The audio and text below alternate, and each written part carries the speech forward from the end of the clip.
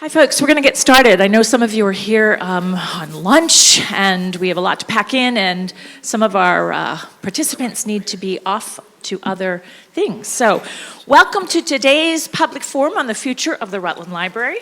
My name is Marcia Castle and I'm going to be helping us facilitate our time together today.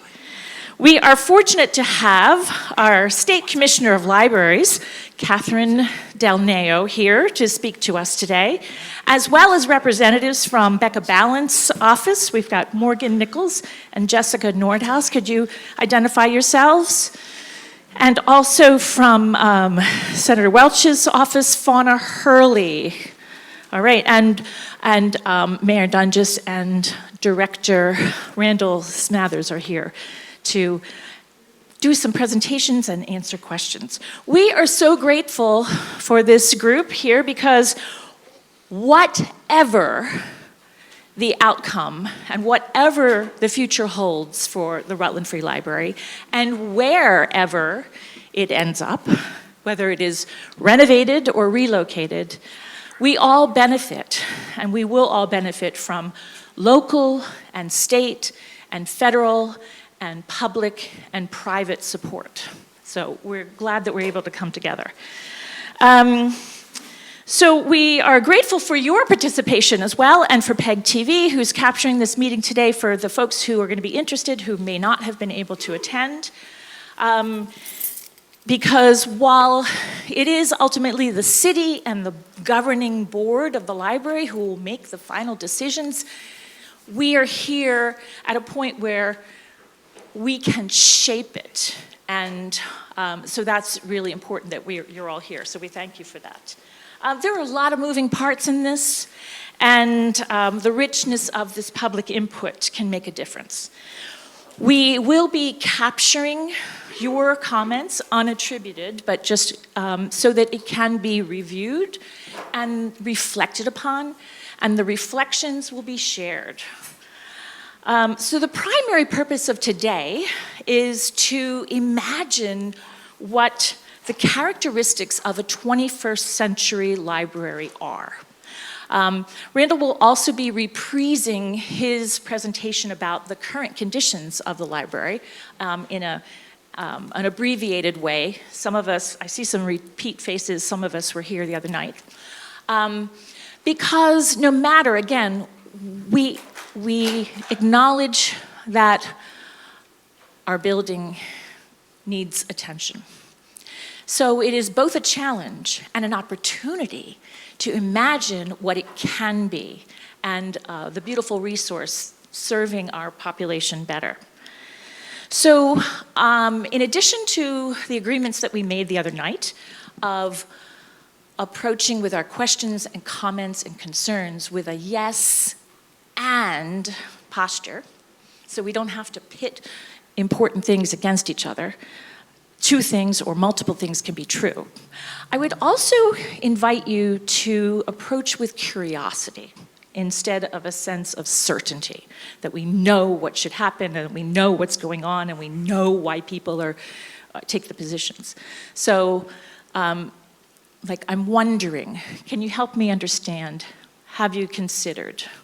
Can we try that approach together? All right. All right, well then we're going to get started without further ado. We will have ample opportunity for public comment. We do want to just start with a common narrative and bring folks up to speed who may not have the common narrative. And so first we're going to hear from Executive Director Randall Smathers, and then the mayor, and then we will hear from our Library Commissioner, Catherine Delneo. So take it away. Thank you. Oh, and it's a perfect world because the microphone worked first try. So for those who were here the other day, I added a few slides just because, honestly, I could do a 5-hour slideshow. You don't want a 5-hour slideshow. But there were some questions raised that I happen to have the answer to, and one that really sent me down the rabbit hole. So looking at the history of the library, This is from an 1885 map of Rutland by the Burley Company of Troy, New York. There's a copy available in full format in the Vermont room for anybody that wants to take a look at it. So in August 35, the old federal building became the Rutland Free Library. I misstated the other day, I said 38, so 35. Our anniversary is coming up of 80 years in this building, way up in the top right, and I'm afraid we have a slight conflict with our PIG TV folks because they have the lights up just a little bit higher than I'd like. So the library is up in the current location up in the very top right-hand corner. Before that, the library spent 5 years in Longfellow School. Many of you know where Longfellow is. And also very hard to see, but it's pretty much top center on this graphic. And it was identified as a temporary home because the library had been forced out of Memorial Hall, where it had resided from 1889 to 1930. Memorial Hall is on the right-hand side, sorry, your left, left-hand side of the screen, and it is where, for many, many, many decades, the courthouse and post office was, because for whatever reason, the state wanted land down there, and the city owned Memorial Hall, and they just swapped. So from 1889 until 1930, the permanent home of the library was in Memorial Hall. And I knew all that. And I also knew that at some point, the library had been at 23.5 Merchants Row.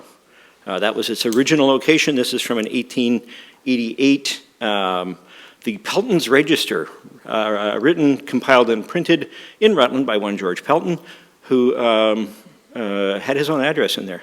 Anybody interested in snooping into your ancestors, we've got all the details downstairs. But 23.5 Merchants Row was hard to find because Merchants Row has changed numbers at least 3 times that I was able to find in the record. So where was 23.5 Merchants Row? Also available in the library. We have online, provided by the State Department of Libraries, Sanborn insurance maps. And so I was able to locate exactly where 23 Merchants Row was in 1885. And that's the green highlight, which mercifully is relatively easy to spot. That is on this side of Merchants Row, the east side of Merchants Row. 23.5 would have been upstairs. So what's that look like on our big map? Still hard to see, but centrally located is the original home of the library upstairs at 23 Merchants Row, which coincidentally is exactly next door to where we're moving to. So in the great circle of life, we are actually looking at a space literally next door to where the library started out. But back to 10 Court Street. Oh dear, the lettering on this photo is all backwards. That's because the photo was presented backwards for about 50 years, starting with the UVM archives, because apparently they don't know Rutland very well. And this was reprinted from a book, Rutland in Retrospect, and they just reprinted it the way the archive presented it to them. And I struggled with this for like 3 days solid because just certain little architectural features didn't work out. Like if this is the front of the building, where are the steps? Because there are those big steps all the way across the front of the building. So it turns out it was printed backwards, and this is in fact the back of the original box. So you hear me talking about the back of the original box. Before it got to its current state, that's what the library looked like.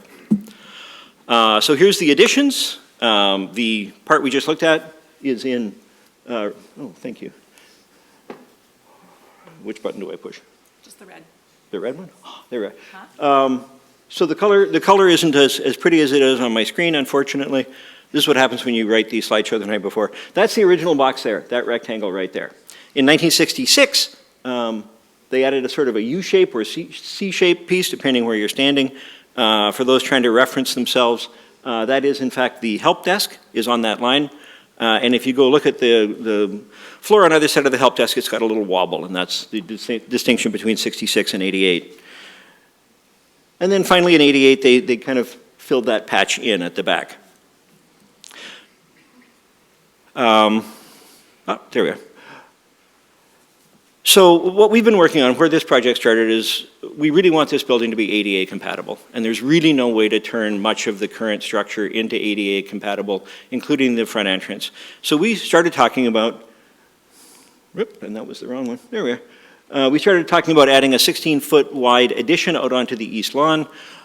We have 17 feet and 4 inches of available space before we run into church property setback. So we were looking at putting an addition there that would let us put off-street handicap accessible parking on part of what is now the lawn and have that become the new main entrance to the library and the original box that we're in downstairs here into the children's area. That would solve lots of problems that we have with the current building that were identified by staff and by the public in our survey.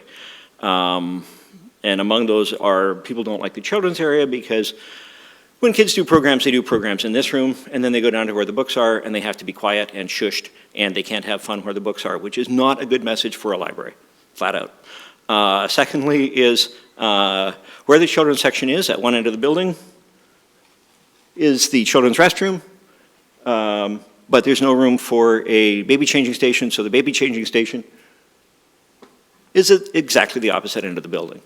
And when you come in the main entrance here, to get to the children's area, you have to go through the computer area.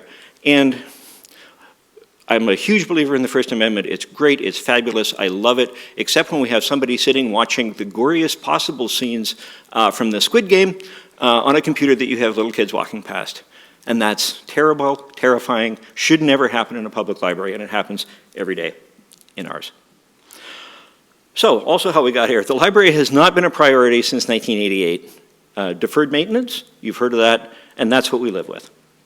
I'm not blaming the city, but there's only so much money to go around, and the library just hasn't been top of the food chain. So some context. Thank you again, Department of Libraries, for providing data on every library that has had a refresh.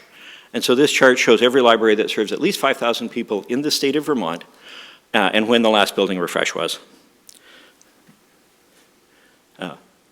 Heinsberg right there. Rutland right here.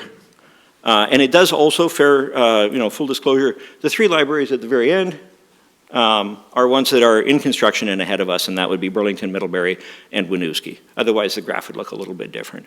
But if we don't do any work in the next 5 years, A, we'll be in lots of trouble with this building, and B, that's how far we'll be behind the rest of the state in actually putting money into an institution of the city.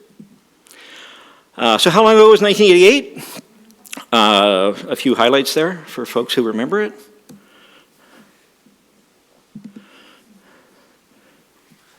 Mighty volume. There we are.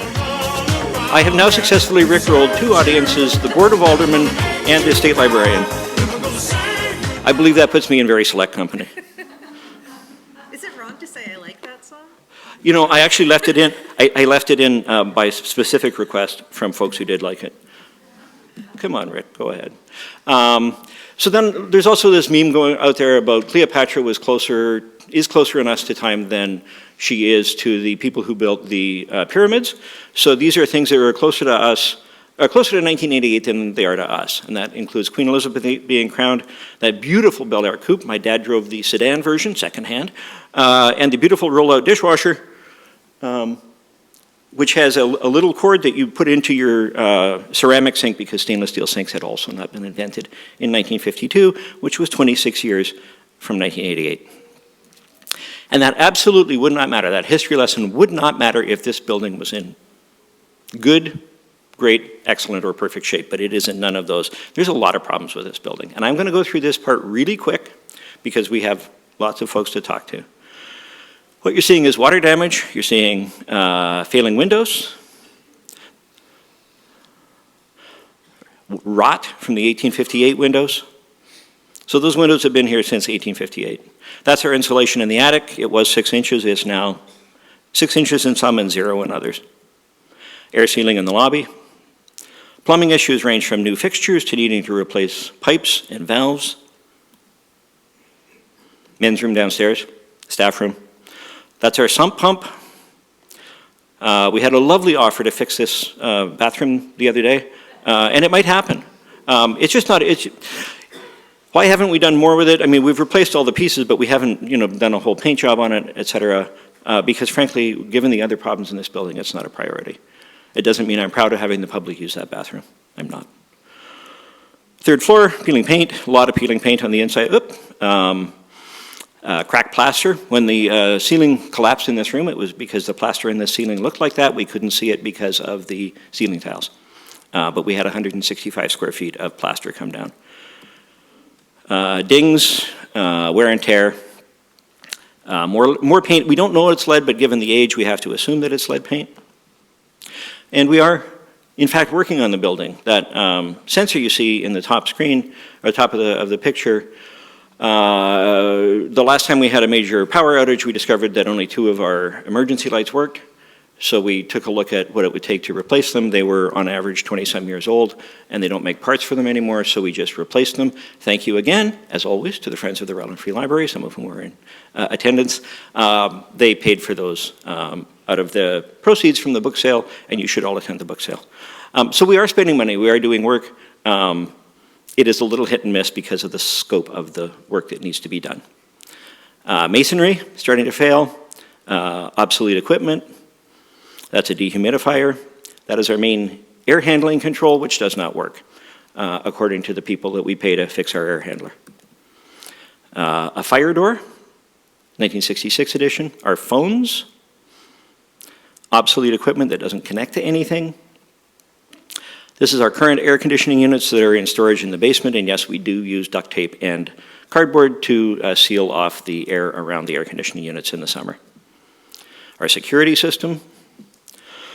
Inappropriate workspaces for staff. This one is in our main ground floor space, and you can see the stuff we have piled up to keep the books dry directly in front of our first aid and emergency cleaning supplies. 1858 stonework is starting to fail. Mortar coming out from between the bricks. That's going to have to be addressed soon. Other mortar issues. Outside, the problems range from cosmetic to rust. This is a security hazard. This is where our icicle is for anybody who wants to go outside and look. And just lots and lots of places where water is getting into the building. The back stairwell needs to be addressed. That is currently a urinal. And a lot of places where there's just failing paint and rust. This is that window right there. This is me standing on the flat roof getting a picture of the window. You can see there used to be a lovely scroll, like there are lovely scrolls on the rest of them. It's gone. I have no idea when it disappeared. This is failing. This is failing. So those are going to fall off in the next few years. Here is, you can see the rust. That is infiltration where water is getting into the wall, and insects. For many years we have had a hive of bees in that wall. Last year we had hornets, and we're afraid the hornets ate the honeybees. But one way or the other, we have winged insects in that wall. The main reason to keep this building is because it's a beautiful old building. It's representative of the history of Rutland. If we can't look after the outside of the building, the history of Rutland is going, quite frankly, to look like the former rec center across the street. And nobody's going to want that. So the building needs work. It needs a lot of work. It's not one thing. It's every system in the building needs work. City Hall, Mr. Mayor, you want to jump in? Sure. So this meeting is very much about the library. What we want to address, the concept of the Civic Center would be the library and City Hall coming together. So I just want to quickly go over some of the challenges we have at City Hall. Thank you. Randall did mention deferred maintenance, and the city has suffered from deferred maintenance for a long period of time. Long prior to me, there's no maintenance staff at the city. We have our rec department, we have our DPW department, we have treasurer's office and the clerk's office, but nobody's has been assigned the ability of upkeeping the buildings or that task. So what happens is it gets done piecemeal, and if you look, you're just looking at one section of the building here where we've got railings that are no longer in place, foundational elements and facade elements falling apart, water infiltration. This is our basement. This is a piece of foam floating on water next to our HVAC system that provides air conditioning for most of the building. So you can see that there's troubles all throughout. Right here, this window is one of two windows that when it rains, if there's a little bit of wind, the water infiltrates the building pretty much every time it rains, honestly. And just to fix those two windows is $25,000. So there's a lot of potential expense to repair the building. So as we consider this and we look at these two buildings that are in disrepair, we have to consider how to properly repurpose those buildings if we decide that moving is the right idea. All right, back to you. Thanks, sir. So comparables, other libraries around the state, I transferred all the costs into 2024 dollars. Ones you're probably familiar with, Manchester in 2014 built a beautiful new library, and it's gorgeous. But when the ARPA funds became available, they asked for another 1.2 million because they hadn't done a good enough job on the HVAC system, so call it 10 instead of 8.5. Brandon, beautiful. Oh my God, they did great work. Shout out to Molly and her staff. But when they started building it, they thought they had a $2 million project. And again, due to the ARPA funds put up by the state, they were able to get it done for $4 million. Hardwick, town of 3,000 people, started out at a $1.35 million project. The bids came in high. They threw out $300 and some thousand worth of work. Rebid it again, and finally got it done for $3.5 million in a town of 3,000 people. Middlebury is a great example for us because they have a beautiful old building, the Elsley, gorgeous, love it, but they added onto it a couple of times, the same as that was added on here. And so their plan is to knock down the additions and start over, keeping the original box. Hands up everybody who'd love to see that, me, in Rutland, because honestly the new parts of the building are really problematic for us. But they got a bond passed for $16.8 million last year, and their librarian was talking in a meeting the other day that they might also need to rebond for $2.2 million more. So in the neighborhood of $19 million. Burlington looking at 19.8 for the biggest public library in the state. South Burlington, oh my God, South Burlington, kudos to the South Burlington folks. They built a beautiful library and civic center. And it's a great example looking at what can be done. The library part was about 16 million. Combining it with City Hall, it's about 20.4 million. It's very similar to the concept we're looking at down the hill. You walk in, and in their case, on the left-hand side is City Hall, and on the right-hand side is the library. So it's not, us talking about it is not, we didn't just dream it up. Again, thanks to the Department of Libraries, this list is Vermont Library additions, renovations, and new buildings. A partial list from 1998, so not 88 when our work was done, 1998 through 2024. The list will be about 15 libraries bigger when the ARPA money is spent.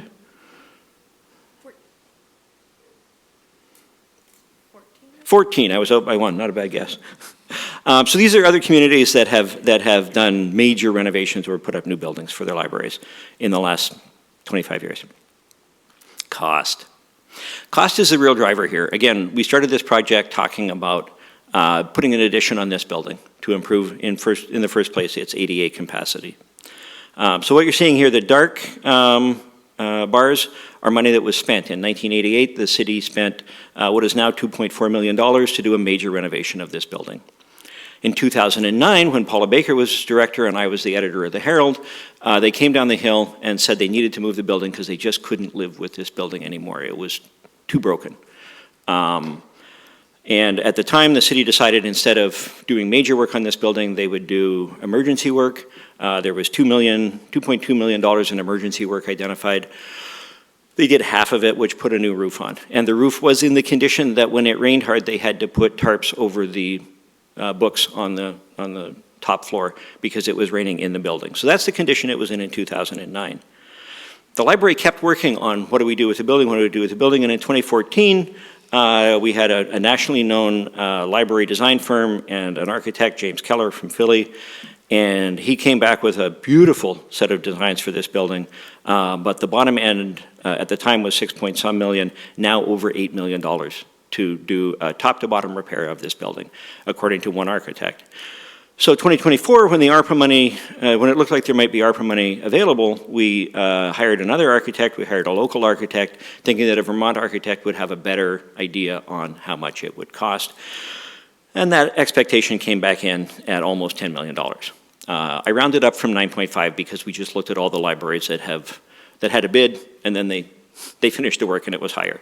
So just to make it easier, call it $10 million. And a reminder, the last one is not a formal bid. It's a reminder that if we kick the can down the road for another 6 to 10 years, it will cost more. I don't know how much more, but more. So when we got the $10 million estimate, we were hoping to do the work for $4.5 million, which we thought we could find without doing a bond. But we might need a bond, and then when the price kept going up, it was obvious that we could not do that work as the library. So we went to the mayor and ruined his coffee. It was Barry Cohen and myself. Barry was our president at the time, and myself, and we said, hey, we might need a bond. And he's like, sure, what do you need, $1 million? And we said, well, start at 8, and it might go up from there. And then he suggested we look at the Asa Bloomer building. Now, the Asa Bloomer building, we did, as a result of that, we did a feasibility study. We hired an architect, we hired an engineer, and they went in and said, are there any red flags in this building? Are there any structural issues we need to know about? Or is it really falling down? Is it in terrible condition? And so they did that work for us, and they came back with some cautions, some really good cautions, that we will address if we move, but absolutely no red flags. There is no reason we could not put a library in that space if it was the desire of the citizens of Rutland to not spend $10 to $12 million on this building and rather spend $4.5 to $5 million down the hill.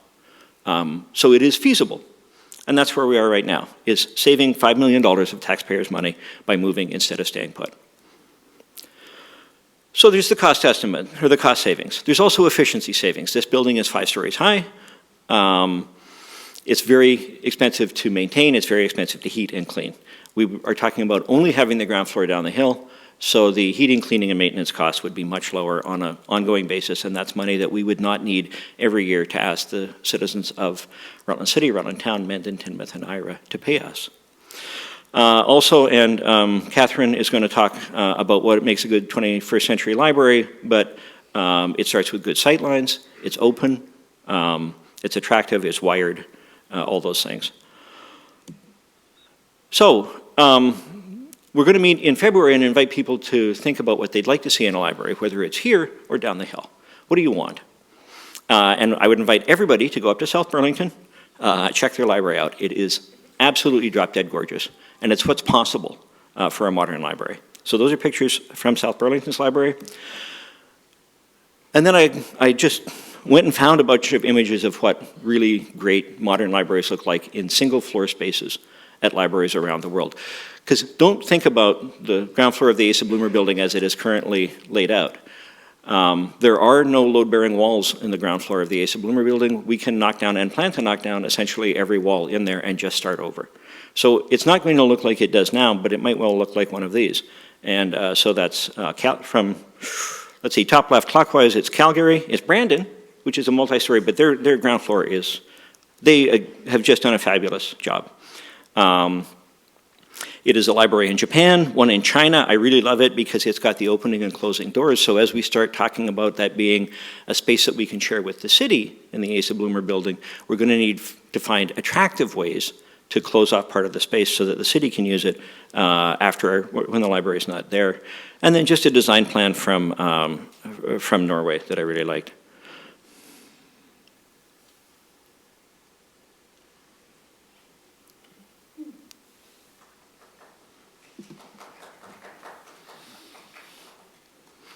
Thank you for your time, and I'll hand it off.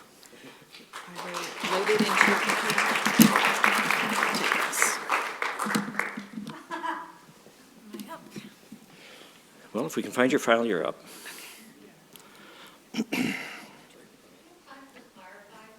Sure, please do. You need to wait for a microphone because in order to have everybody here, plus the TV.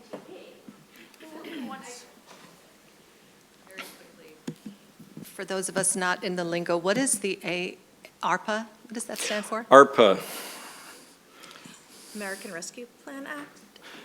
American Rescue Plan Act. Okay.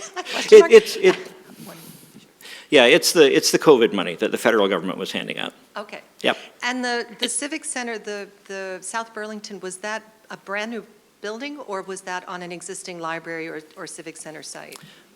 As someone who grew up in South Burlington, I can tell you that they used to have a library in the high school that was the public and high school library, and that whole area was redeveloped. So that's a new building, purpose-built.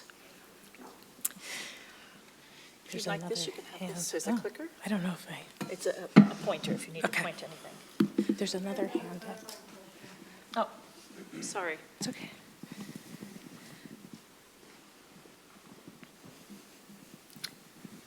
I'm Ann Proctor. I don't know if I'm clarifying, but I'm 83, and I use the library a lot, and I donate about 150 books a year.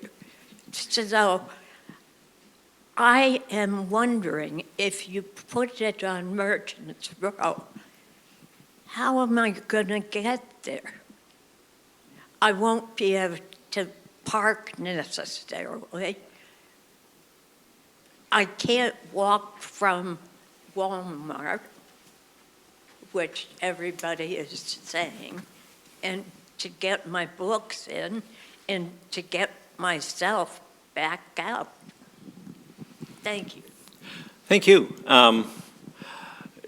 The details are, it's very early in the process, so I don't have the details, but the goal is to provide handicap parking immediately behind the building on what used to be, there was Willow Street and another. So two streets connected up behind the building. One of them is now mostly the bus shelter, or the bus station.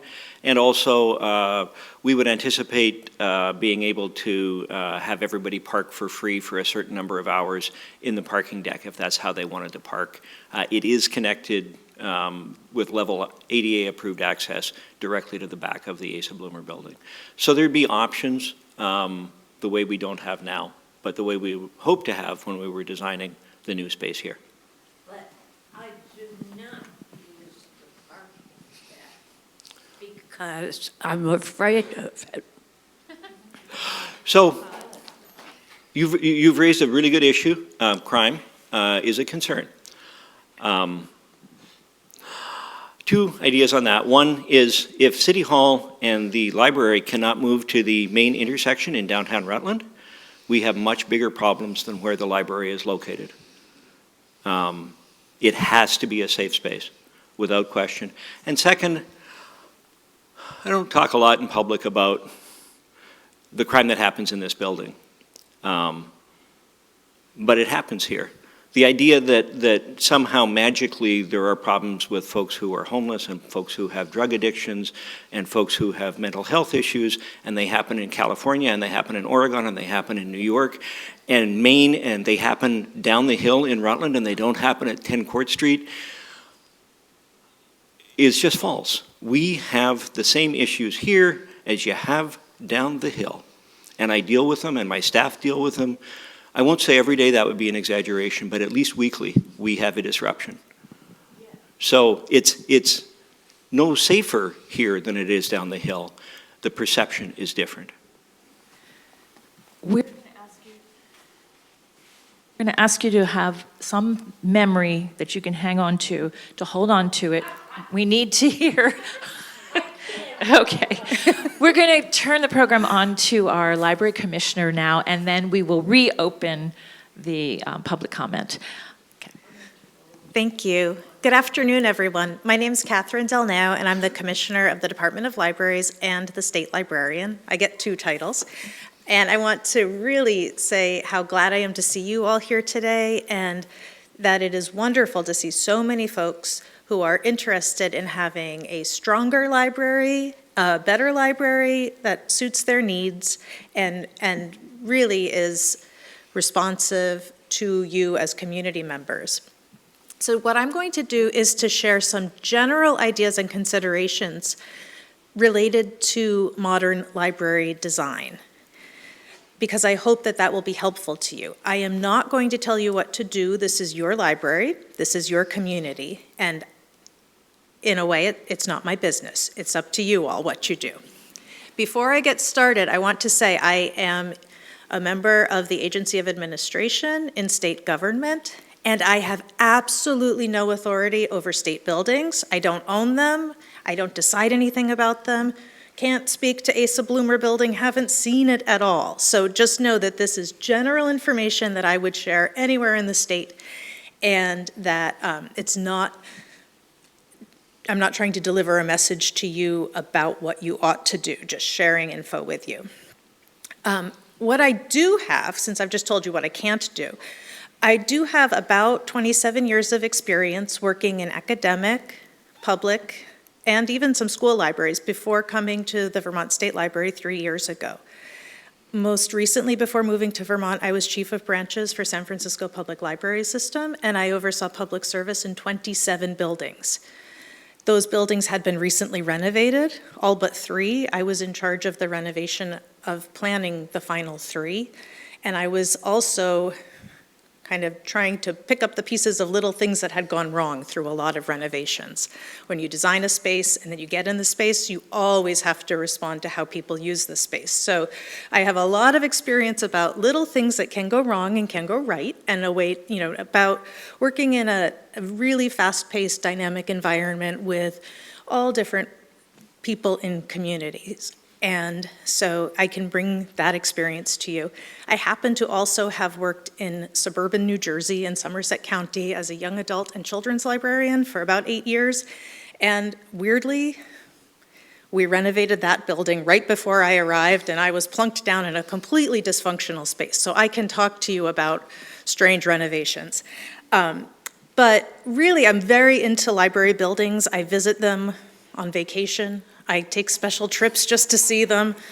One day I'll see the ones that Randall, I hope, fingers crossed, I'll see some of the ones that Randall shared, the aspirational Nordic country libraries and some of the amazing libraries that have been just appearing on the scene in China and in Taipei.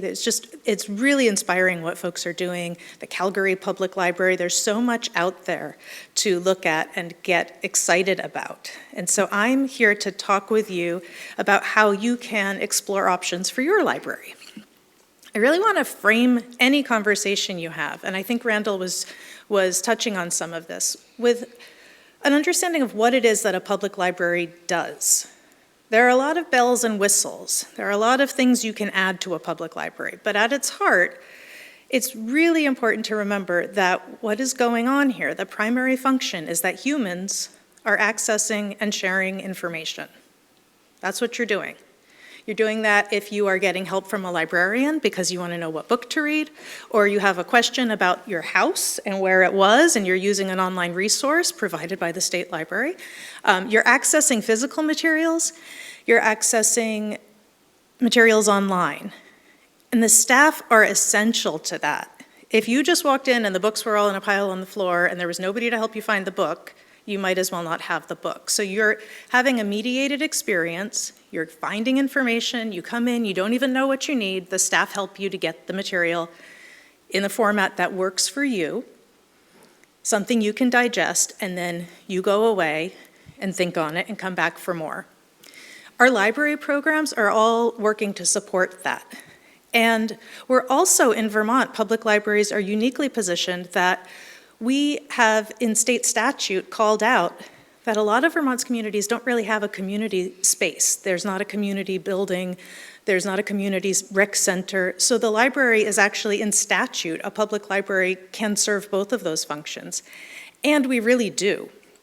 So this room hosts any number of meetings and activities, and that's an important function for you all, to have a neutral space, to share conversations, to share ideas, some programs presented by the library, some things that you're doing here in this space. And everything you're doing in the library relies on there being a safe environment and a friendly, welcoming environment. So those are really the underpinnings of what we're doing. It may look different now than it looked when you were a kid, but who here went to story time? Put your hand up. Did you go to story time? Some of you did not go to story time. You didn't even bring your kid to story time? Who has brought a child to a library program ever in their life? Who has come to a library program ever in your life? Thank you, people. My goodness. You are using your library as a place not just to learn and to share, but also as a place to connect with your community. So there are probably some of you for whom the library is the place you go aside from the grocery store, right? But let's see, I'm seeing some nods. Let me see hands. Who comes here? It's like your primary extra space. So in library design land, we call that the third space. So this is a place that's free. You can come. We are going to be nice to you. We're going to set it up so other people don't bother you while you go about your business. And you can kind of be in public and doing your own thing. It's a wonderful treat. You don't have to buy something. If you never donate to the Friends, because you can't, you don't have the resources, you still get to use the space and come to the programs, right? But if you do have resources, you can help support the great work that the library is doing. As Randall mentioned, there's something that's happened over the years. Your communities have grown, our communities have grown, our buildings have sort of been Frankenstein together in strange, sometimes marvelous, but usually just strange ways, right? So you have a library that started as a box, and then you added on some Legos on one side, and then another building blocks, and maybe there's some cardboard behind you, and you sort of cobbled together this misshapen building. That type of building is something that now folks are really realizing isn't working very well. Which is another thing that happened probably in the 80s. People got really, really worried that everybody was going to steal every book that they could already get for free. All around the country, people put up these giant desks and these narrow entryways, and you funnel in and out, and maybe even security gates. A lot of that isn't really making it feel welcoming. And a lot of that design can actually even make some of our community members feel pretty unsafe. So when you're thinking about design principles, the first thing you need to think about is really keeping in mind those core ideas. What are we trying for? What does our space need to do? And think about your community. What is it going to look like in Rutland in 10 years? What's it going to look like in 25 years? Put on your imagining hats and figure out what collections will we need. Do you know that people are not just taking out ebooks? Do you know that Vermonters still like physical books? Teenagers still like books. Children still learn to read better with a print book. You're going to need books in your library. This is like the biggest secret for the public. I go to parties and people say, is there really still a library? Do people still go there? Yes, they do go there and they take out the books, and it's fascinating. But you're also going to need technology, right? Here in Rutland, you have great access to broadband, you have high-speed internet, if you can afford it. But there are probably people in this room who rely on the library to access the internet. Because it's expensive, they may not have the latest technology. You could be like me, you can't figure out your printer, it just keeps doing something weird. You come to the library. What furniture are you going to want or need in 10 or 25 years?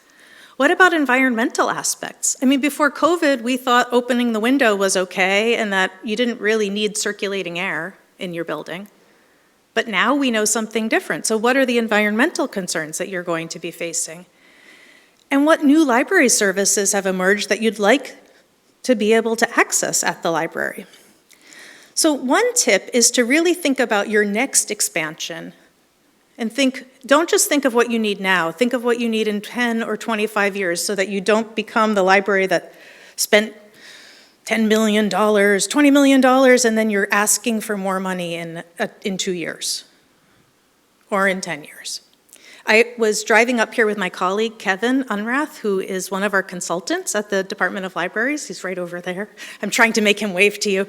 And Kevin was telling me that the Charlotte Library, in planning their renovation, had a wall that they planned that would one day be removed, and they would double the size of the library, and they've done that. And it sort of mirrors, the two sides mirror one another. They thought about how to expand when they needed more space. So as you're planning your renovation, think about, a good idea is to think about, might you go up in the future? Might you go out in the future? What would you do next? This picture I kind of think it's like a hall of mirrors. This is down in Newfane, Vermont, a very nice library that it's basically a bunch of rectangles that have been added over time, going off, receding into the distance through the doorway.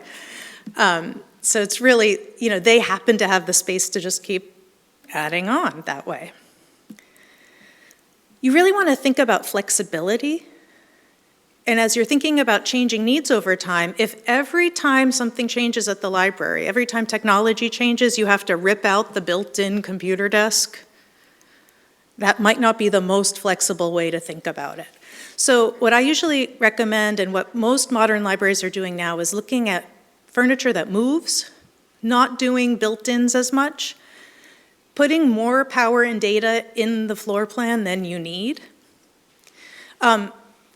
There's something that's tricky about that too, though. I worked in a renovated space. We renovated it while I was the branch manager in San Francisco at the Park branch. And we had this amazing grid, and we kept talking about it and how cool this grid was. You could put power and data anywhere. Well, then we put marmoleum over the whole entire thing. You can't really access that power and data. And we put monumental reference desks, and you can't move the desk when it's attached to the floor. So really thinking about how do you plan flexibly for the future? Because in the future, you might want to redo your library configuration, and the future could be in 10 minutes because you've got a big movie program, or the future could be next week because you have story time on Saturday, or the future could be in 5 years. You want to move around based on the needs of the library at that time. So thinking flexibly helps you to adapt without incurring tons of new costs. So it's a way to be kind of mindful of costs that you might come across later on. This floor plan is from a library that I visited in Colorado, in Pikes Peak. The reason I put this up on the screen is because this one floor library has 4 different staff points. 4 places where you can get help. One of them's in the children's room. One of them is beautifully located. Look at how these little shelves radiate out. So that staff member sits at the desk and they can oversee the whole room. It's a marvel. It's a really nice way to do it. You've got somebody near the entrance. You've got folks that can probably see each other. But it does take a lot of staff. So as you're planning your space, you really need to think about what is your staffing level today? Will the new space require more staff in order to feel like the community is supported? Will the new space require fewer staff? And I want to draw your attention to my rule of thumb. If you don't have a lot of staff, please do not build a 2-floor library and then call Kevin and ask why you have safety concerns on the 2nd floor. If you don't have staff moving through your library space, if staff can't see around the corner, behind them, downstairs, upstairs, but people can move through those spaces, you are likely to run into security issues in the space. You can set a library up so that it can be staffed by thinking about a few different things, and we'll get into those. Oh, but first, I want to ask you a question. As you look at this image from a public library here in Vermont, I want to ask, if something weird were happening in the back of that space, would you know it? No. What do you think you could do to fix, this is a question for you, so please raise your hands. You can tell I was a children's librarian. Raise your hands. Somebody answer me. What could be done if you had very little money? You're not going to renovate this library. You're just going to do something to this space. Yes? Modular shelves for improved sightlines. Modular shelves, improved sightlines, yes? Those big circular mirrors. Zers. You're going to make it Zers. I don't know. You could do it. You could do it. Because then you can see, right? You can see around. I would turn the shelves all perpendicular to where they are right now, so you can see down there from that desk. Shift the shelving. That's right. Yeah. Surveillance. Surveillance. Oh my gosh. What else? These are all good ideas. Every idea is a good idea. Yeah, over here. Move some books around so you can create Windows through the shelves. I think this is great. So we have a bunch of different ideas. Some of them take more staff time, some of them take less staff time. And I think that they're, like the surveillance camera can definitely work if you have somebody watching it who can run in and help out. So that can be a tricky one. The mirrors, we have to watch them. That can be tricky too. But I think that for me, the easiest thing to do would probably just be shifting that orientation, lowering the shelving in the middle of the space.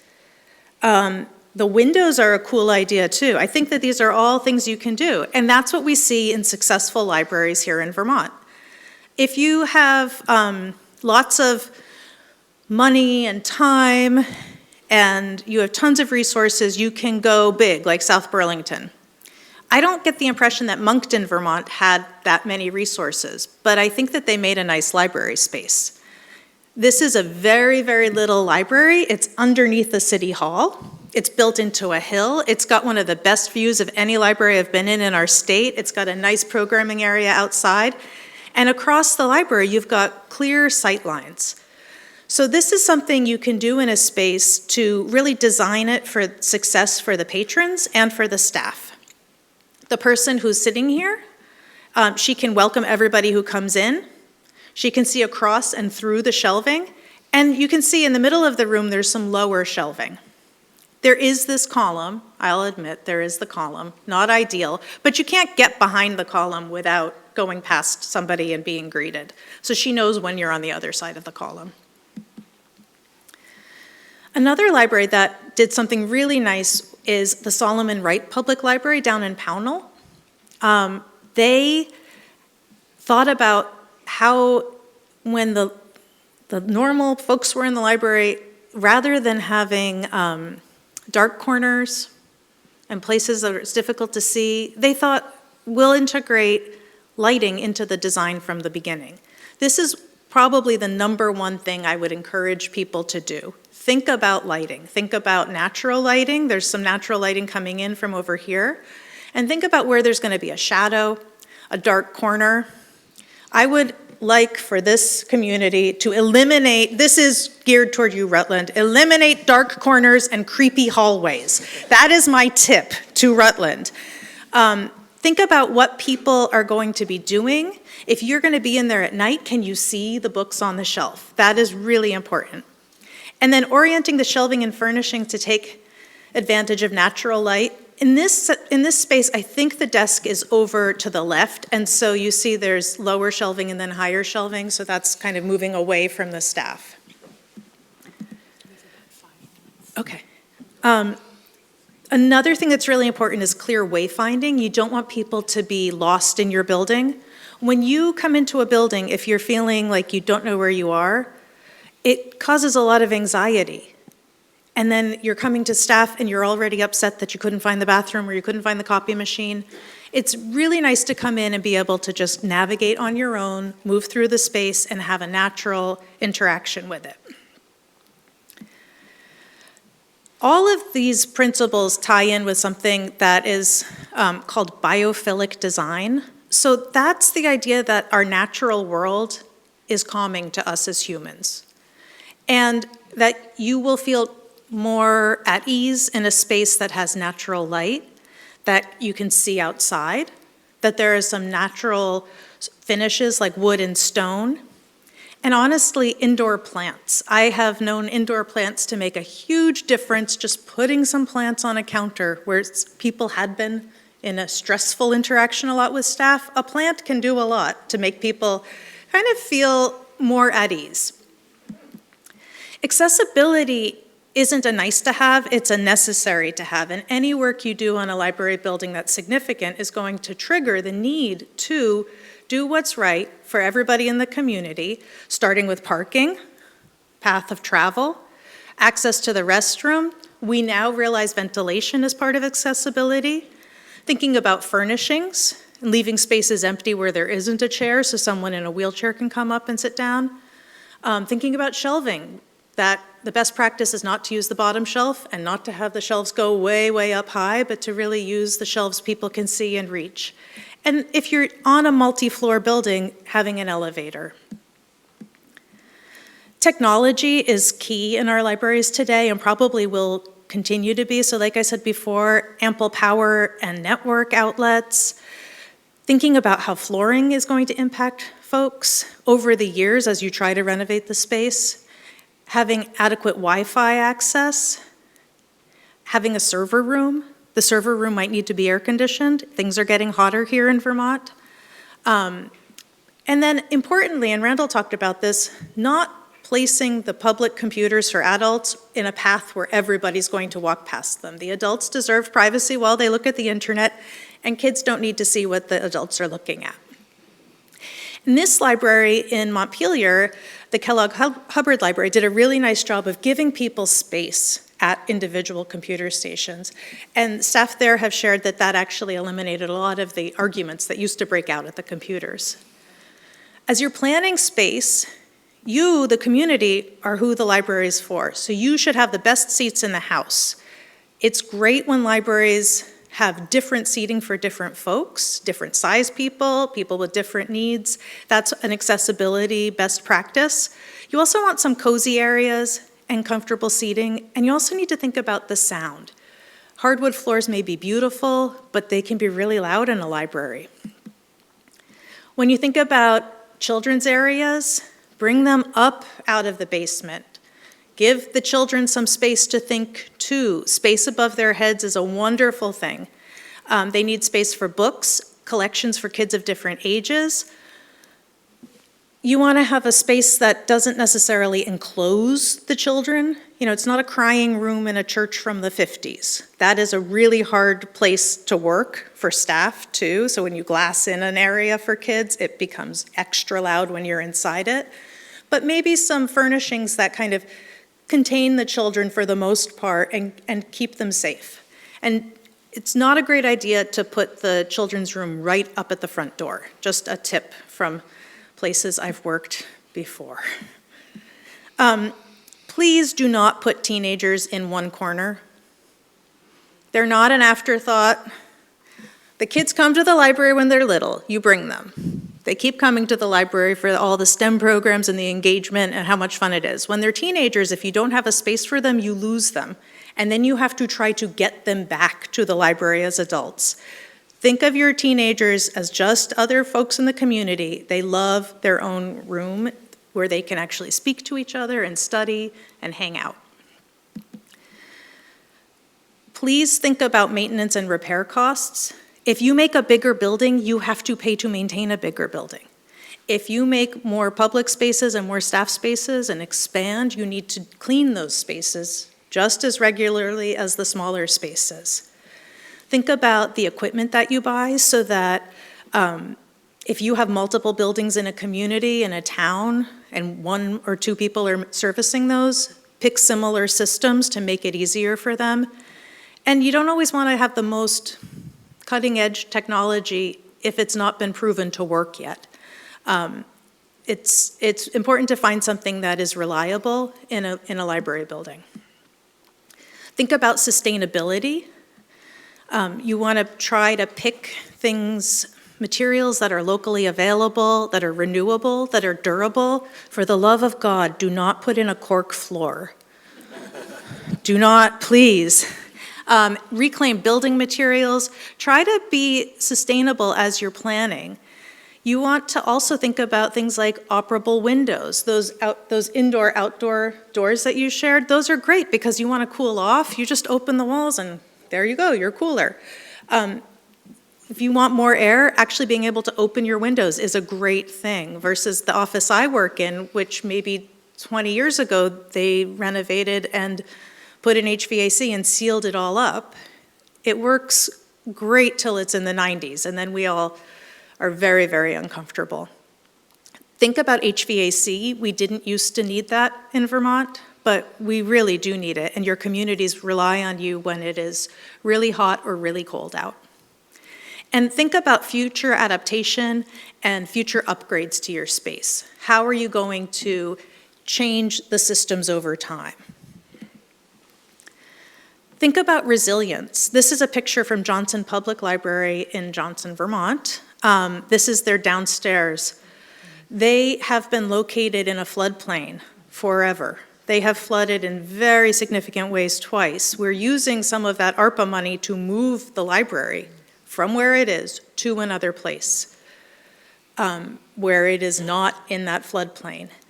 Think about the future. Think about future climate. Think about what your community is going to need. If you have a flood in your town, God forbid, if you have some serious climate challenge, this library will help you get back on your feet. You want it to be able to open, be connected to the internet, have power. Think about generators, think about power storage, think about what your community might need to recover in the future.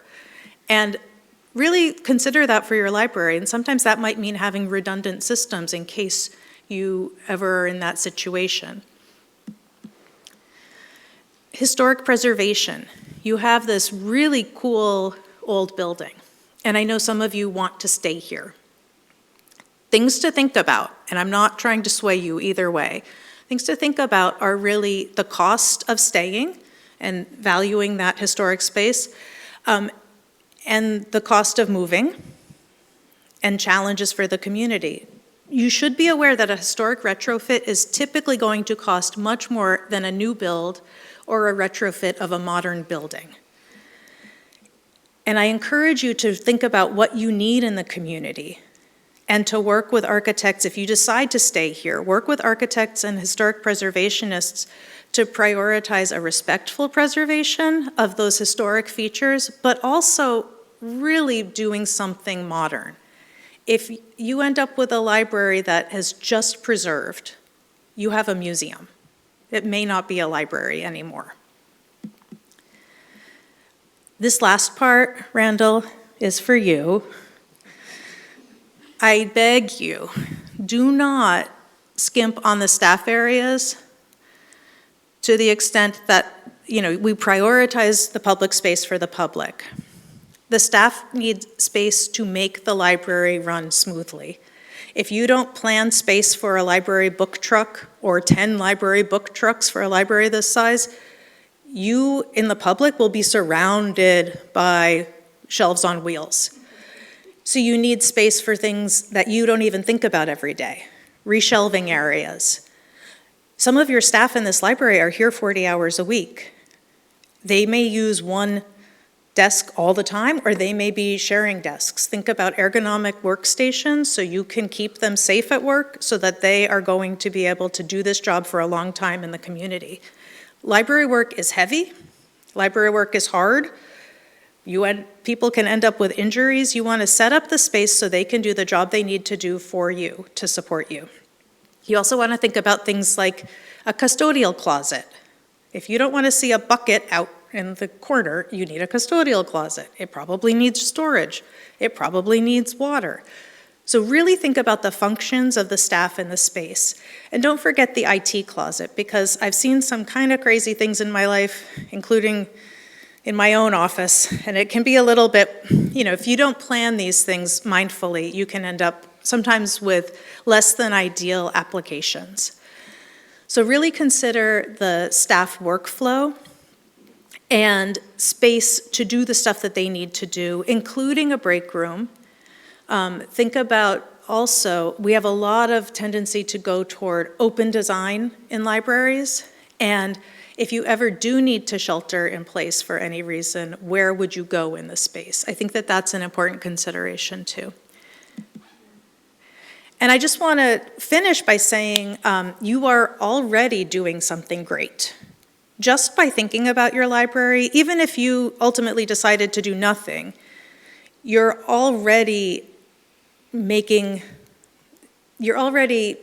a lot of progress, that you're actually considering what the library does, what you need the library to do. If you decide to stay here and just keep doing patches, this is your community's opportunity to really think about your future, to think about your library now.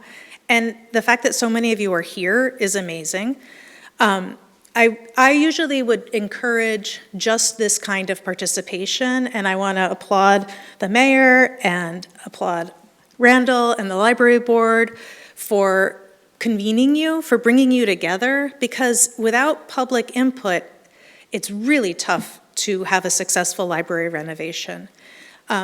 as you're moving through this, I encourage everyone to really to define the process, define the timeline, the decision points, who the deciders are, to get input from the public and from staff, and really to talk about finances, to really think about what can you afford, where will money come from, and what's the best choice for the community. And I can tell that that's what you're already beginning to do, so kudos to you all. That is the end. Thank you. So I think we are very fortunate to have such a wise and experienced person to be a guide and a partner in this process. I know that some of you are here on lunch hour, and if you're feeling that you need to pull away, you can do so, and we will not shame you. We do have about a half an hour on the time that we envisioned this meeting to go to, but folks are willing to stay, and after the structured part of it, they can still answer your questions. I know that, I think that the folks from Becca Balance office have another appointment, and you'll be needing to go. So we're going to be approaching with a yes and some curiosity, and I'll preference new voices over repeat voices. We don't have a sign-in, but if you'd like to ask a question, have a comment, a concern, if it's something that's clarifying, we can answer it right away. If it's something that needs to be deliberated and pondered on, we're capturing your comments. They'll be reviewed, and reflections will be shared with you in the future. I already heard from you, ma'am. I'm going to go to a new voice. Oh, hello. Thank you for coming to our city. So, we keep hearing about South Burlington's library. It seems to have a lot of windows. And I loved your section about natural light. And I think this Rutland, this historic building where our library is housed, this monument on the hill to literature and literacy should be preserved. We can try to shoulder that financial burden. If not, there's lots of ideas out there. Anyhow, downtown, it seems like it's a cave. It doesn't seem like there'd be natural light, and it feels like this library possibly could have the most natural light. These windows are so huge throughout downstairs that it would be nice to know the square footage of the natural light we are receiving in this building and what we'd be giving up to be in some kind of basement with artificial light or whatnot. Also, here's an idea. The other thing is that graph with the dots and showing Rutland 1988 down at the bottom. One of the reasons for that is the people were never asked in 2014 if they wanted to pay for a renovation. And so in a lot of ways, it's been great what the Mayor's Randall's doing in so many ways, and I'm sure there's a lot of thankless efforts. However, there is a tad of neglect here, and we're up against years and decades of neglect. And so that's kind of off-putting it's off-putting. And now we're stuck here and we're kind of like jammed. Oh, let's just go down the hill where it's prone to flooding into a cave. It doesn't feel serendipitous like we're closing the circle. It feels like a downgrade. And my daughter had this idea. Why don't we go to the CEO of John Deere and see if they want to pledge some millions to the birthplace of John Deere in this historic city?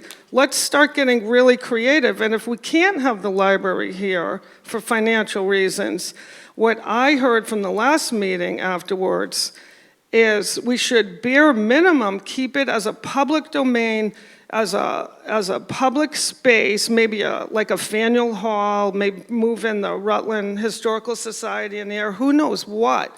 But it should remain in the public domain. This is our hill. This is our enlightenment up here, and it defines who we are. Thank you. Other folks who have comments? I should ask for you to identify yourself. You don't tell us who you're from because we all use the library, but who are you? My name is Brooke Caputo. I'm a Rutland resident, and I just want to start by expressing gratitude. You can see the amount of work that all of you have put into this. It's appreciated. I'm just stuttering a little bit because I'm having a little bit of anxiety. When I was living in Florida, I had a sheetrock ceiling had collapsed on me and caused a lot of injuries. And I moved here in 2017, and one of the first things that happened was the library ceiling collapsed. And then it got repaired, and then it fell again. And it's very serious to me, where I enjoy congregating where I feel safe. And coming back to the library was really tough for me. But one time in maybe 2018 or 2019, Randall Smathers brought me up here to this room, and he gave me a private tour to show me the work that had put into it. And I just want to tell you, for years and years, I appreciate how much love you've put into this building, and you deserve a new space. You deserve a safe space, and I own a business downtown, right around the corner from where the projected library will be, and I just want to tell Ms. Proctor here, I wouldn't be in business downtown unless I felt safe, and I've had no issues.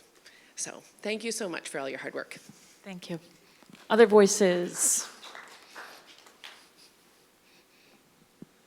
Hello, everyone. I'm James with NBC5 News. I just had one quick clarifying question for you, Randall. You mentioned that there was a feasibility study, and you said that there were no red flags. However, you did say that there were conditions. Are you able to articulate what those conditions are?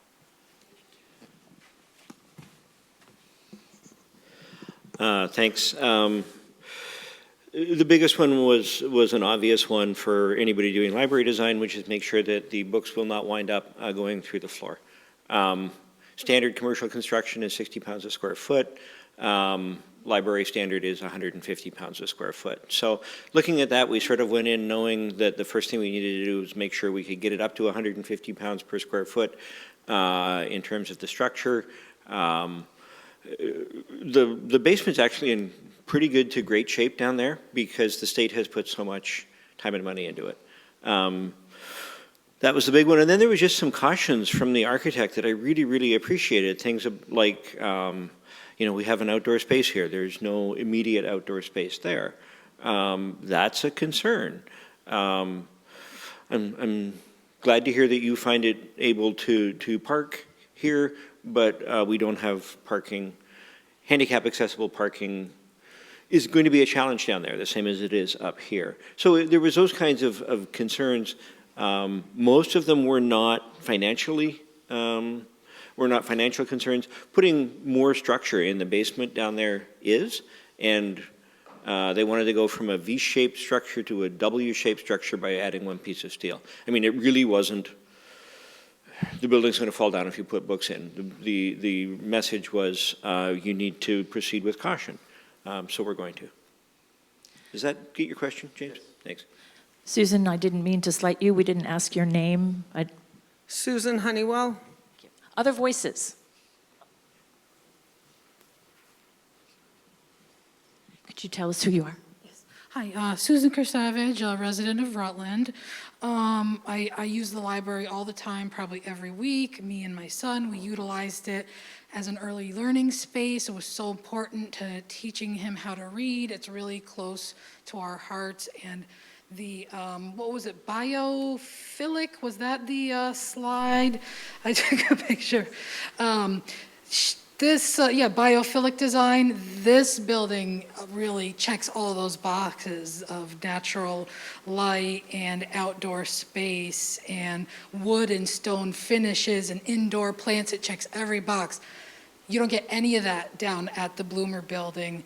I also want to say the Bloomer Building is not really considered a safe space for many in our community who maybe are low income and have had to use that space to get supports, be it food assistance, housing assistance. That can be a stressful space associated with those members of our community.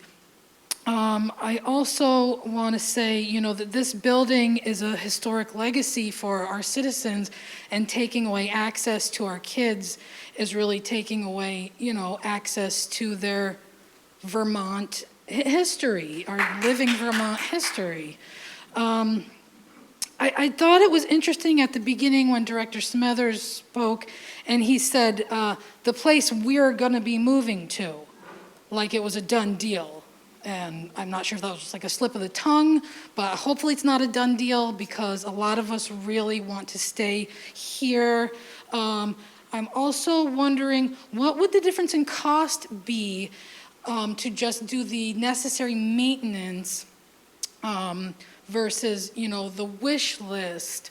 And the last thing I want to say is this is the second time I've been to one of these meetings where a woman has said she's not comfortable in the parking deck, and that's been totally dismissed. And I think we need to be more mindful of women and their situation in our society, unfortunately, and not dismiss women when they say, I don't feel comfortable parking in that parking deck, and maybe with small children and carrying bags and strollers, and that access is going to be really limited for parents and small children. Thank you. Thank you. Other voices? Oh, I'm going to go here first, then back to you. Hi, my name is Ellen McCrae. How did you guys land on 88 Merchants Row? I mean, it just on the surface, it just is not appealing. And then hearing about the difficulty for handicapped access, and knowing there's not a lot of natural light there, it just seems like there should be a better solution if the decision is you're not staying here. Sure, I'll just speak to where the initial concept came from. When the CSJ opportunity for the library fell through, and that didn't end up. College of St. Joseph. College of St. Joseph, thank you. Didn't work out. I had a conversation with Randall and the president at the time, Barry Cohen, about the amount of space that the library would need to be able to get to their library of the future, and they gave me a number, and I just happened to be talking to the state when they talked about the available square footage that they had, and didn't know if it met the qualifications or where, what the library needed for a fit, but the idea of it being downtown, being an accessible space, being handicap accessible, because the building is very ADA compliant. I don't know if you've been in there. And that's American Disabilities Act. Yes, thank you. But I didn't have the categories of what else the library would need, and made the recommendation that, the library could take a look at that as an option with this, knowing that the state was looking to fill some of that space. So am I understanding that it fit the criteria of space and? It fit the square footage criteria and the downtown criteria, and we're looking for, a space for a modern library. Does that answer your question? It doesn't answer about the light, but does that answer the why there? Marcia, I would be happy to take on the question about the lights because it's been raised a few times. And then we'll get back to you. Two-part answer about the lights. One is anybody who remembers when that was a furniture store on that floor. As I've been doing tours, and we would do tours if we wound up moving there for the general public as well as the folks I've had through. I asked them, do you remember when it was the Benbury furniture store? Yes. When you walked in the front door from Merchants Row, I'm told you could see all the way to the windows in the back of the building. Is that true? Yes. There are no load-bearing walls in that space. We can and plan on, if we move, knocking down every interior wall and starting over, so that you would be able to see all the light coming in from the windows at the back. You have the window at the front that used to be Three Tomatoes, that's kind of blocked off now by the old restaurant.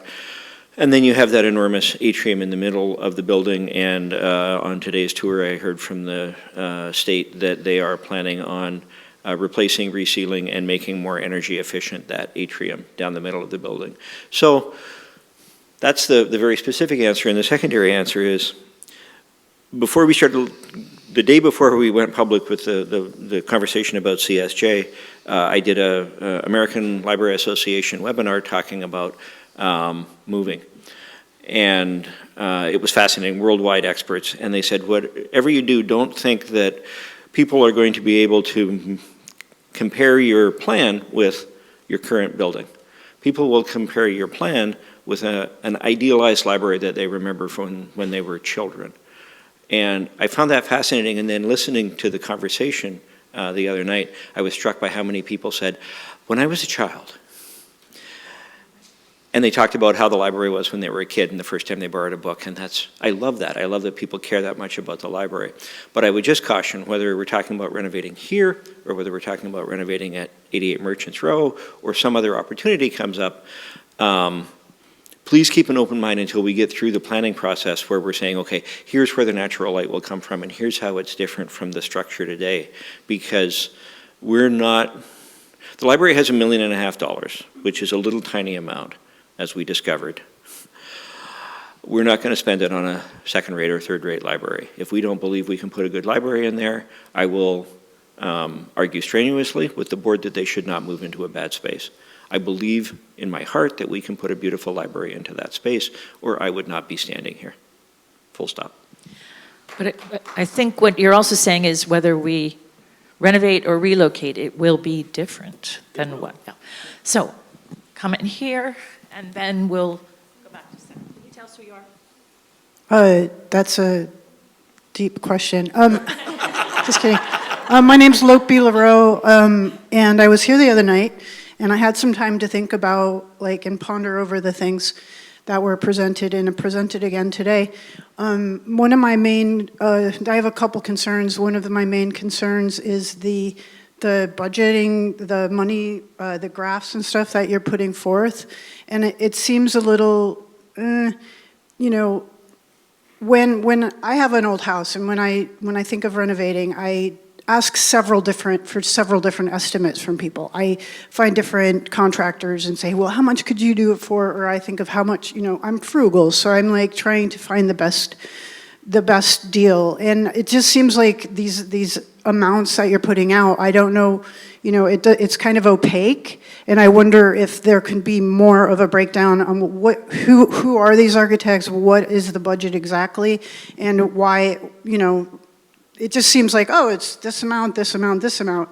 And my other concern is, well, I have many concerns, but just in the interest of being more concise, the other concern is about historical buildings, and this building being, you talked about people's childhood memories. Well, my memory is only from 2018, and when I was deciding whether or not I was going to move to this town, there was 3 places that I went that I was like, this is cool. One was a library, one was the co-op, and one was a historical society building, which I think is really rad. Rad, that's such a California word, sorry. Anyway, I'm just concerned with the budget and how it's being used as a bludgeoning thing, oh, it's going to cost this much to stay here. I feel that's dubious. I think maybe we could do it for less. I understand, I'm taking a little bit too long. The other concern is what's going to happen to this building, and you talk about developers and blah, blah, blah, blah. It's developers, no. I think that this should stay if we do, and I picked up on that too, which she pointed out, you said that in such certainty, when we move, come on, it hasn't been decided yet. Is this just a charade, or are we actually still deciding it?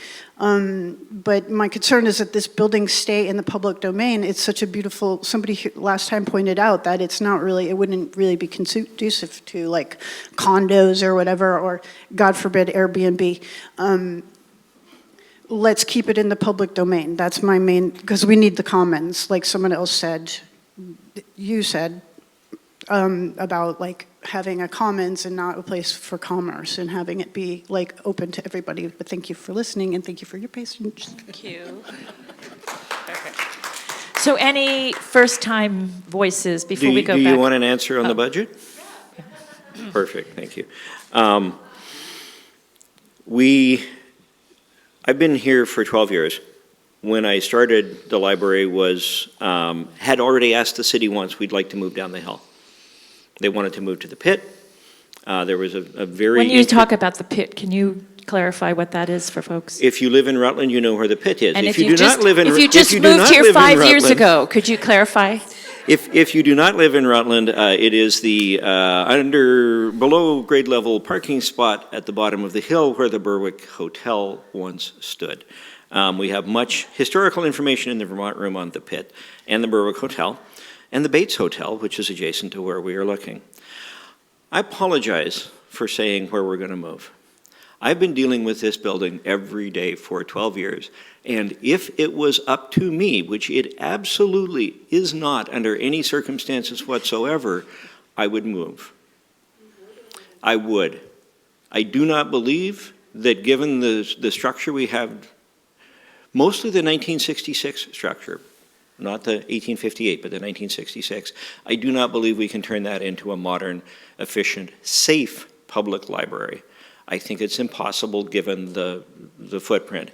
Now, could we knock down everything that was built after 1858 and do a nice job? I think we could. But we're not going to get there for $10 million. There's no way. As far as the budget, we have about $1.5 million that the library has saved up over decades and decades and decades. And we thought there was opportunity for about $2.5 million in federal funds.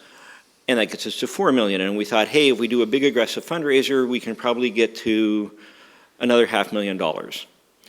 And that gets us to $4.5 million. And so we started planning on what we thought we might be able to get done for $4.5 million.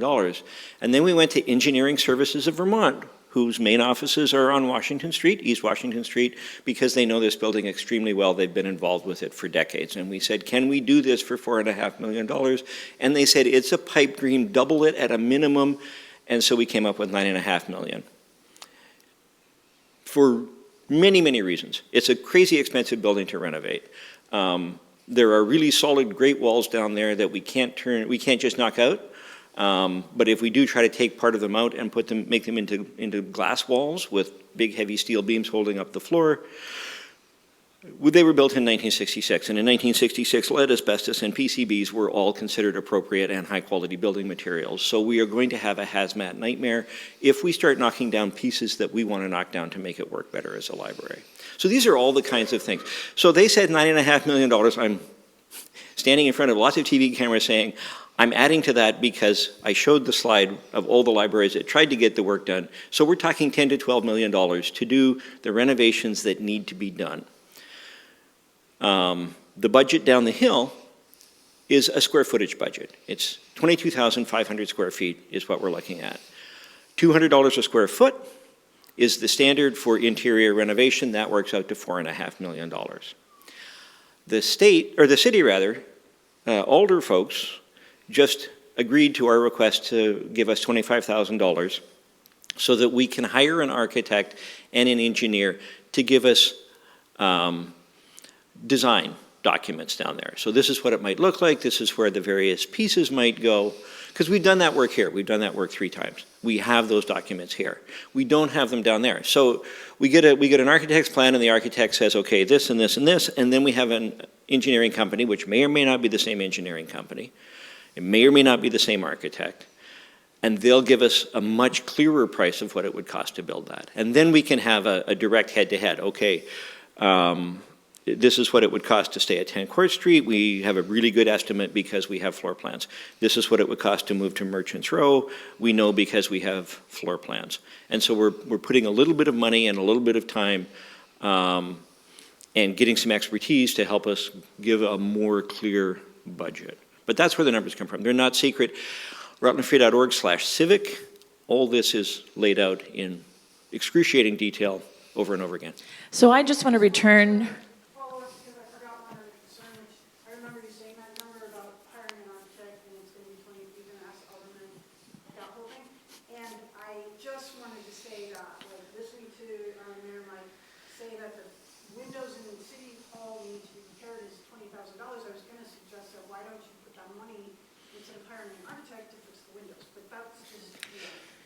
Hey, I don't know, you guys decide about money, so that is money, like it's our tax money. So,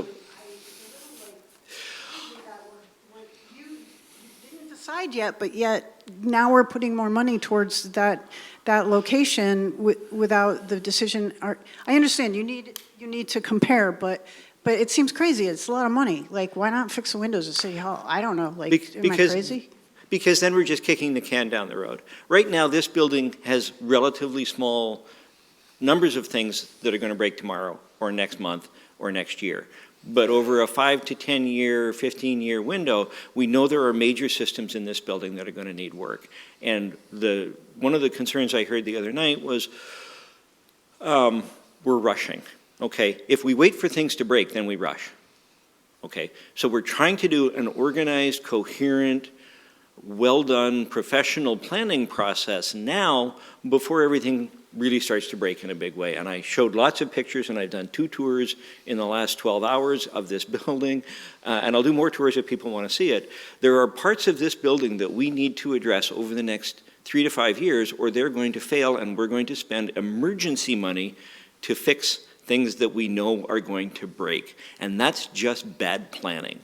And if we decide that we just want to stay here and fix things, that's great. People need to understand that there are significant capital costs to staying in this building. There is no way we can stay in this building, not have it condemned, keep using it for the next decade, and think that everything's going to be just fine. That's just not realistic.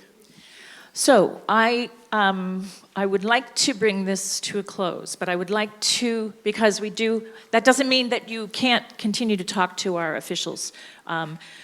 But I want to just circle back to say thank you. What I think I heard was that you said you were sorry for that slip of the tongue, and that this absolutely is an authentic process where your opinions are being considered, and the powers that be in terms of the city and the governing boards of the library will reflect on that, on your input. That this is not a sham, that this is a true experience where the public is asked. Is that correct? It's not a done deal. Elizabeth, I know only because you also have another hat, and then we will close this structure, but I still invite you to talk to our officials. Hi, my name's Elizabeth Koulis, and I'm the project management consultant that's working with the library board, with Randall, with the 21st Century Committee, which involves folks from the community as well. And I really appreciate all of the comments and ideas that you all are putting forward. We're hearing them, trust me, we're hearing them. There's so much. You are opening our eyes to some of the questions that we have not yet entertained and answered, some of which are about funding, about money, about cost, and about possibilities at this building. And I'm not trying to give you any sense of direction about where conversation is going to go, but I want to point a couple of things out. We have to remember that this is a community building that will involve community resources, probably a significant amount of gift from private individuals who love our community and love the library, and as well as public dollars, which are taxpayer dollars, whether it's local and or state or federal. And so there is a responsibility to all involved that anything that happens here is done in a manner that provides for competition of price, for the best price, but also for the importance of thinking forward, thinking thoroughly, and planning thoroughly to do right by the public for renovations. That means that architects and engineers are absolutely critical as the community input is. It means that we can't piecemeal, because it will actually be so much more expensive and get us so much less further down the road. So while it's daunting, scary to think about big numbers, big concepts, and ideas, it actually is the least expensive, most appropriate way for us to do what Catherine showed us, to apply those principles that Catherine spoke to us about, so that our community can have the 21st century library that our community deserves and that we want to spend our time in. Thank you for your thoughtful engagement, your respectful, passionate comments, and I invite you to speak to our elected officials and our library representatives now. Thank you very much. There will be other opportunities. And February 12th, we'll be doing this again in this very same space, February 12th, 5:30 p.m., with a goal of looking forward at what we want either here or down the hill to look like. Thank you.